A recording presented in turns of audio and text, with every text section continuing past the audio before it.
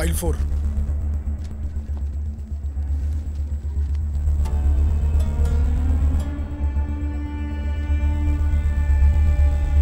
మీ వల్ల అయితే ఈ మర్డర్ని ఆపండి. మరి ఫైల్ 3 పంపలేదుగా?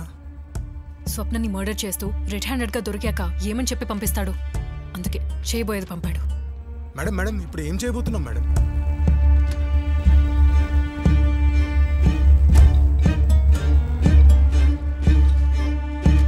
ఎందుకు మేడం ఇదంతా?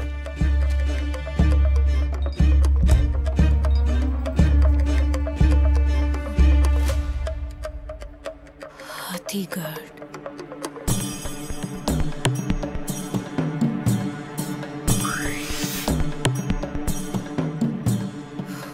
సంబజీవుడు చేసిన పనే ఈ శివ కూడా చేయబోతున్నాడు.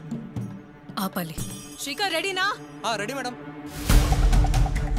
మీరు చెప్పినట్టు ఈ ఫార్ములాను మన సర్కమ్స్టాన్సెస్ అండ్ కండిషన్స్కి అప్లై చేసి చూస్తే నెక్స్ట్ మటర్ ఎక్కడ జరుగుతుందో తెలిసిపోతుంది madam. Okay, do it. Okay madam. Track మీద ఉన్నాం కదా స్వామి. ఒక్క నిమిషం స్వామి.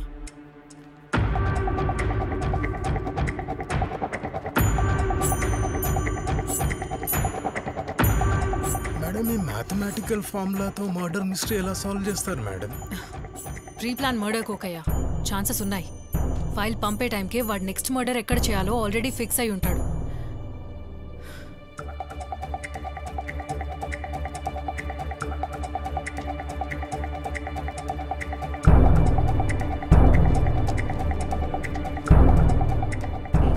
రేయ్ ఏందిరా?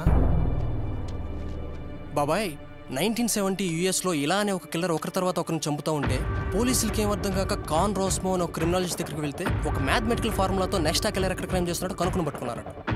ఒకసారి చూడు బాబాయ్, ఫస్ట్ మటర్ సి క్యాంప్లో జరిగింది కదా, దాన్ని 0గా తీసుకొని ఎక్స్ఐలో సబ్మిట్ చేయాలి. ఇదంతా బఫర్ జోన్, దీని వాల్యూ కాన్స్టెంట్. ఈ ఫార్ములాల్లో ఈ వాల్యూ సబ్మిట్ చేస్తే 2.68 కిలోమీటర్స్ వచ్చింది. అది ఫస్ట్ మటర్ నుండి మెడికల్ కాలేజ్కి ఉన్న డిస్టెన్స్. ఆ మెడికల్ కాలేజీలోనే చందు మటర్ జరిగింది.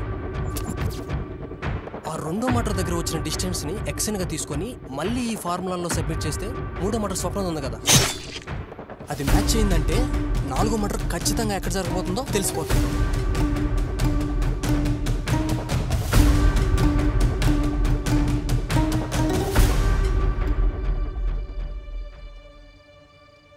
వైష్ణవి జరిగిన మర్డర్స్ అని నా మీద ఫైల్ చేసి ఉంటుంది.